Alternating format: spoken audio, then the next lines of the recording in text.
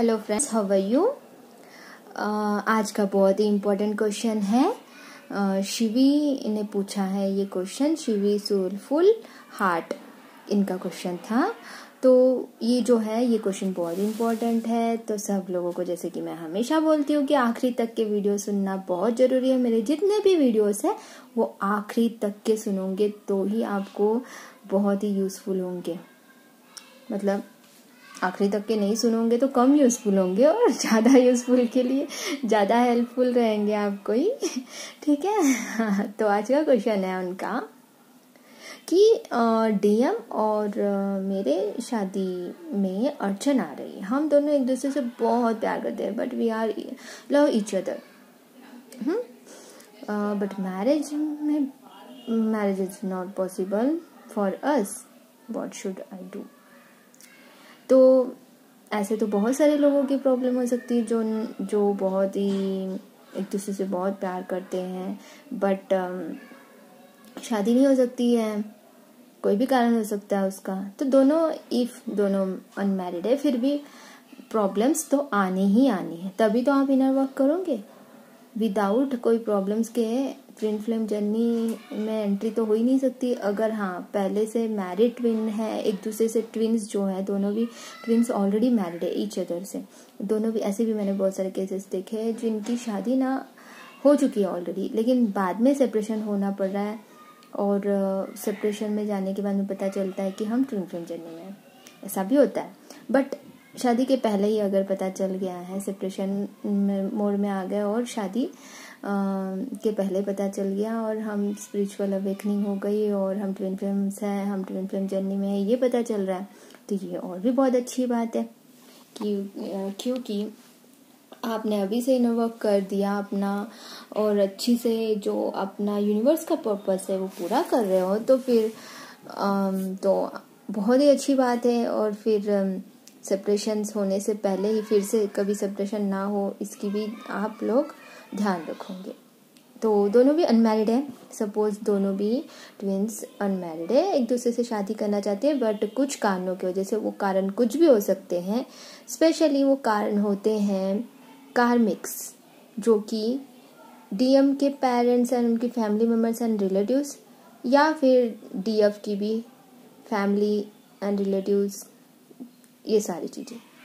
दूसरी, रिलीजन्स, अलग अलग रिलीजन्स हो सकते हैं। तीसरी, एज डिफरेंस।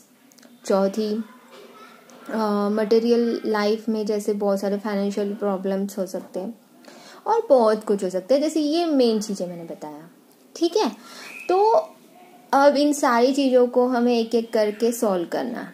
सारी चीज़ों को हमारे जो आप दोनों की शादी में जो प्रॉब्लम्स आ रही है उनको एक एक करके कैसे सॉल्व करेंगे। एक तो आपको मैंने बता दिया कि कार्मिक से कैसे डील करना है, इस पर मैंने वीडियोस बना चुकी हूँ। वो भी कार्मिक्स को हमें किसी को भी पेन नहीं देना है, नए कर्मास नहीं क्रिएट करने, बट पुराने कर्मास को क्लियर करने के लिए हमें हमेशा माफ़ी मांगते रहनी है सोल लेवल पे उनसे। और सोल लेवल पे माफ़ी कैसे मांगते हैं, इस पे मैंने वीडियोस बना चुकी हूँ। तो जितने भी लोग आपकी शादी में अड़चने पैदा कर रहे हैं, उनके फैमिली मेम्बर्स या आपके फैमिली मेम्बर्स या दोनों के फैमिली मेम्बर्स, उन सब से भी सोल लेवल पे आपको हमेशा माफ़ी मांगनी है, और उनको हमेशा पॉजिटिव एनर्जी सेंड करना है, उनको हमेशा ग्रैटिट्यूड पे करना है। उनको अपने, वो भी, उनकी भी कोई गलती नहीं होती है। ओके, उनकी गलती, अगर कोई हमें हर्ट कर रहा है इस जन्म में, तो इसका मतलब है कि आपने भी जाने अनजाने में पिछले जन्मों में या इस जन्म में या पिछले जितने भी जन्मों में कभी ना कभी उनको हर्ट किया था। तो इसीलिए आप उनको माफ़ी मांग रहे हो।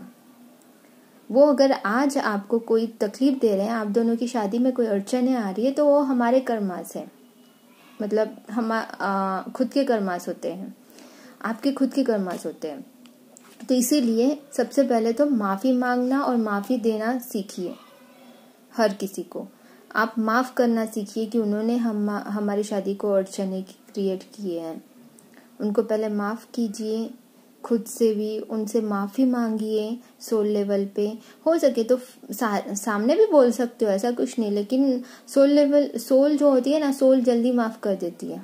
और जब सोल माफ़ कर दे तो ऑटोमेटिकली उनके हार्ट में आपके लिए कोई द्वेष नहीं रहेगा, और आप दोनों जब मतलब डीएम और डीएफ, स्पेशली डीएफ ने मुझे पूछा, तो डीएफ आपको बता रही हूँ कि आप सोल लेवल पे उन सब से माफ़ी मांगिए और हमेशा जब भी हो सके तभी माफ़ी मांगते रहिए। और जैसे कि मैंने बताया कि हमारे पूर्वजों के कर्मास के कारण भी हमें ऐसा होता है कि हम लोग अपने खुशी को नहीं पा पाते हैं, कोई भी कारण हो सकता है, ऐसे बैड एक्सपीरियंस भी होते हैं हमारे लाइफ में, ठीक है। तो वो सारी चीज़ें के लिए हमें पूर्वजों से भी माफ़ी मांगनी है और पूर्वजों के तरफ से हमें माफ़ी मांगनी है सबसे, और यूनिवर्स से भी। इस पर भी मैंने वीडियो बनाया, ये करो आप, ठीक है। और जो मैंने दूसरी बात बताई थी कि दूसरा कारण क्या हो सकता है कि फाइनेंशियली प्रॉब्लम भी होती है ना। तो फाइनेंशियली जो प्रॉब्लम हो रही है, तो इसका भी यूनिवर्स से हमें बोलना है कि हमें पता नहीं हमने कौन से कर्म या फिर कौन सी नेगेटिव एंटिटी हम पे अटैक कर रही होती है ना, कि जिसके कारण हम फाइनेंशियली स्टेबल नहीं हो पाते, या फिर आपका डीएम या आप फाइनेंशियली स्टेबल नहीं हो पाते हैं। तो उसके लिए यही है कि हम लोगों को यूनिवर्स से बोलना है कि हमें प्रोटेक्शन दीजिए नेगेटिव एंटिटी से, रोज प्रोटेक्शन नेगेटिव एंटिटी से बचने के लिए प्रोटेक्शन रोज मांगना सुबह उठते बराबर 24 आवर्स के लिए।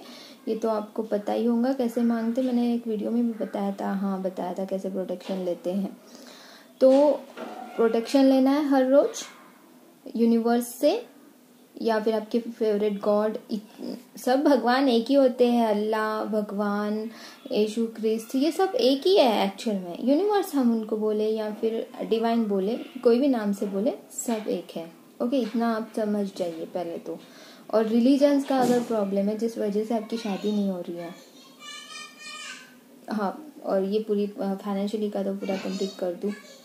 फाइनेंशियली के वजह से जो प्रॉब्लम हो रही, तो वो फाइनेंशियली का यही है कि हमें तो मेहनत करनी है फाइनेंशियली स्टेबल होने के लिए, और दूसरा प्रोटेक्शन मांगना है यूनिवर्स से, और यूनिवर्स से माफ़ी भी मांगनी है कि हमने अगर कुछ फाइनेंशियली प्रॉब्लम हो रही, तो इसका भी कुछ कारण हमारे पास्ट लाइफ से जुड़ी हो सकती है कि हमने कभी किसी का हम लोग कहीं ना कहीं फाइनेंशियली अगर स्टेबल नहीं हो रहे, तो हमने किसी का कुछ ऐसे कर्मास किए होंगे कि उन लोगों के फाइनेंशियली किसी और को फाइनेंशियली हमने उनको तकलीफ दी होंगी, कि उनके पैसे कुछ ऐसे किया होगा। ऐसा भी होता है, हमें पता नहीं होता, हमें याद नहीं होता, बट ऐसे कुछ कर्मास हम जाने अनजाने में पिछले जन्म में भी कर चुके होते हैं।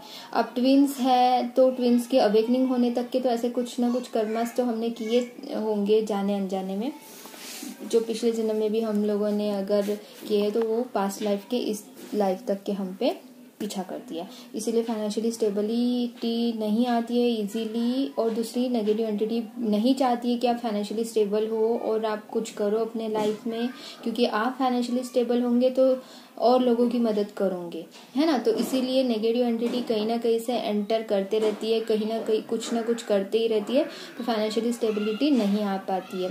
तो इसीलिए प्रोटेक्शन हर रोज लेना बहुत जरूरी है यूनिवर्स से। ओके, इसका इतना समझा। उसके बाद में रिलीजन्स की वजह से आपके इसमें शादी में प्रॉब्लम आ रही है, तो ये ही तो सिखाते हैं कि अवेकनिंग के बाद में आपको कोई फर्क नहीं पड़ता कि कौन सा रिलीजन है, कौन से, सब भगवान एक ही होते हैं। ये आपको एक्सप्लेन करना आना चाहिए, आगे वाले को कन्विंस करने की एबिलिटी आनी चाहिए, आप में वो एबिलिटी को डेवलप करना होगा, आप में खुद को आगे वाले को समझाना, आगे वाले को कन्विंस करना, मतलब अपने फैमिली और उनकी फैमिली को, आपके डीएम की फैमिली को, दोनों को भी कन्विंस करने की एबिलिटी आप में आ जाती है। ऑटोमेटिकली डेयरिंग आ जाता है अवेकनिंग के बाद में। आपको तो खुद समझ में आ जाता है कि religions is not matter for this. और चौथी बात, एज डिफरेंस भी हो सकता है। कभी कभी डीएम से ज़्यादा डीएफ एज में बड़ी हो सकती है। तो लेकिन अगर आप दोनों अनमैरिड है तो ये कोई बड़ी बात नहीं है आप लोगों के लिए कि आप किसी को दुख तो नहीं दे रहे हो। और एज डिफरेंस अगर है या फिर डीएम बहुत बड़े हैं डीएफ से, ऐसे भी होता है, तो भी आपको कन्विंस आना चाहिए। और सोल जो होती है, सोल की कोई एज नहीं होती, कोई टाइम नहीं होता है।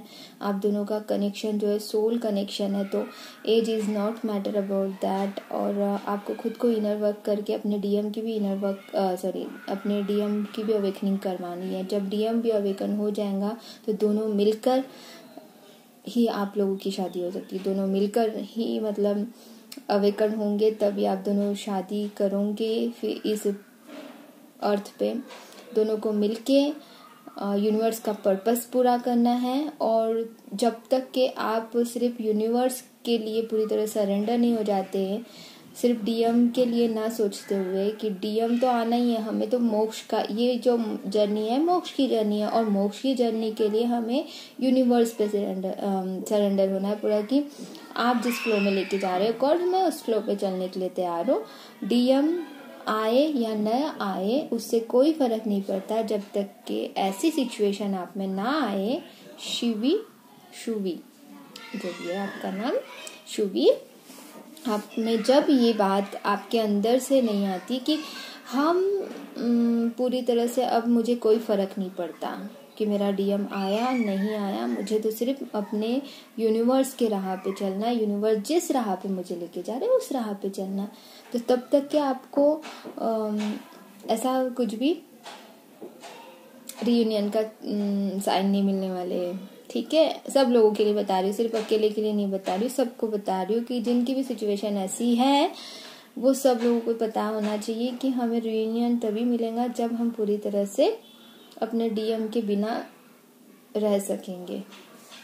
हमें कोई डिपेंडेंसी नहीं रहेगी, हम अपने फाइनेंशियली भी स्टेबल हो जाएंगे, क्रिएटिविटी साइड पे काम कर रहे होंगे, गरीबों की मदद कर रहे होंगे, एनिमल्स की मदद कर रहे होंगे, सब लोगों को एक जैसा फिर ट्रीट कर रहे होंगे। सब लोगों के लिए हमारे पास में सबके लिए अनकंडीशनल प्यार सेम है सबके लिए, और सब खुश रहे ऐसी हमारी मन से इच्छा होंगी। सिर्फ गॉड ही सबसे नंबर 1 पे है हमारे दिल में, दिमाग में, आत्मा में।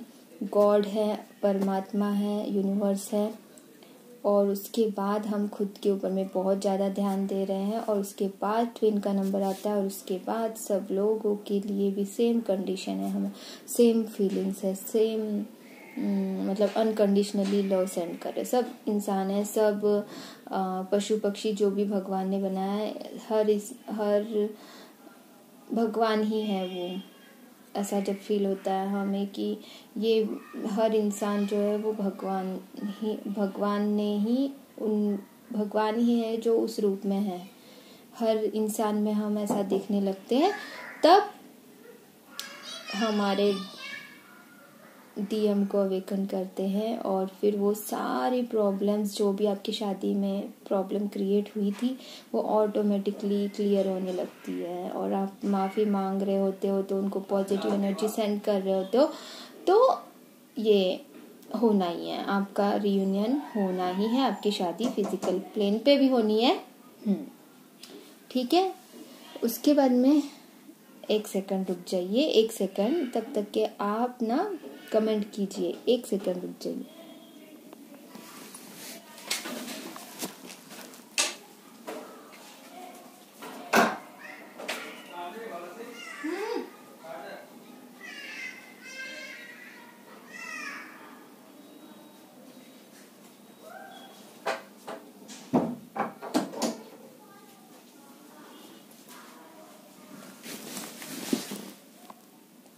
हेलो फ्रेंड्स, हाँ 2 मिनट के लिए, मैं 2 मिनट नहीं 1 सेकंड के लिए उधर जाना पड़ा था, तो दूसरा क्वेश्चन भी ले लेते हैं। और जो अभी इतना गैप में भी रुके हैं वो बहुत रियली बहुत अच्छे इनर वर्क कर रहे हैं। इसका मतलब कि बहुत अच्छे से अपना इनर वर्क कर रहे हैं। जो इतना मैंने जो गैप देने के बाद में मतलब मुझे काम आ गया था और 2 मिनट के लिए मैं उधर चली गई थी ना।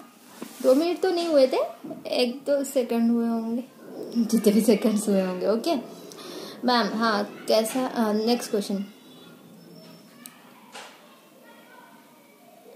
हाँ, सेकंड क्वेश्चन उन्हीं का था कि कैसे पता करें कि डीएफ एंड डीएम बैलेंस हो चुके हैं, इनर डीएम और डीएफ बैलेंस हो चुके हैं। तो सबसे मैं आपको कंफ्यूज नहीं करूंगी, सबसे आसान तरीका आपको जानने का कि इनर डीएफ और डीएम बैलेंस हो चुके, इस पे बड़ा वीडियो भी बन सकता है बहुत डिटेली जाओ तो, लेकिन मैं अभी शॉर्टकट में आपको बता रही हूँ कि हम ना डीएफ कैसी होती है, ज़्यादा इमोशनल होती है ना, और डीएम कैसे होते हैं, ज़्यादा डीएम एनर्जी कैसे होती है, ज़्यादा लॉजिकल सोचने वाली। लेकिन अब बैलेंस होने के बाद में दोनों भी होते हैं, मतलब दोनों भी बैलेंस होते हैं, तो ना ही ज़्यादा इमोशनल होती है अभी डीएफ और ना ही ज़्यादा लॉजिकल होती है, न्यूट्रल होती है, एकदम न्यूट्रल। सीधा सिंपल आंसर इसका छोटा सा कि न्यूट्रल हो जाते हैं, कि कोई भी चीज़ का फर्क नहीं पड़ता, ज़्यादा खुशी नहीं होती, ज़्यादा दुख नहीं होता, मतलब अपने आप में खुश रहने लगते हैं, ये तो सच है। लेकिन किसी के कहने में, किसी के आने के बाद में, किसी के जाने के बाद में, हाँ किसी ने कुछ अच्छा बोल दिया तो ज़्यादा खुशी और किसी ने बुरा बोल दिया तो बहुत दुख, ऐसा नहीं होता। हम बिल्कुल न्यूट्रल फॉर्म में आ जाते हैं। That is the meaning of the inner DM and DF balance हो चुके हैं। सीधा सिंपल एक वर्ड याद रखिए, न्यूट्रल हो जाते हैं हम हर चीज में, ठीक है। उसके बाद में नेक्स्ट क्वेश्चन लूँ क्या? चलो मैं ना इसीलिए मैंने ये भी क्वेश्चन का आंसर इसी में ले लिया, क्योंकि फिर मैं बतानी ना, फिर से दूसरा वीडियो बनाऊंगी तो तब तक के लिए टाइम लगेगा और आप लोगों के आंसर्स ना मिले, इसलिए मैंने दोनों क्वेश्चंस इस वीडियो में ले लिए। अब और क्वेश्चंस है वो नेक्स्ट वीडियो में देखेंगे। Okay, take care all the best for your inner work, अच्छे से करो। Love you all, God bless you, love you so much all.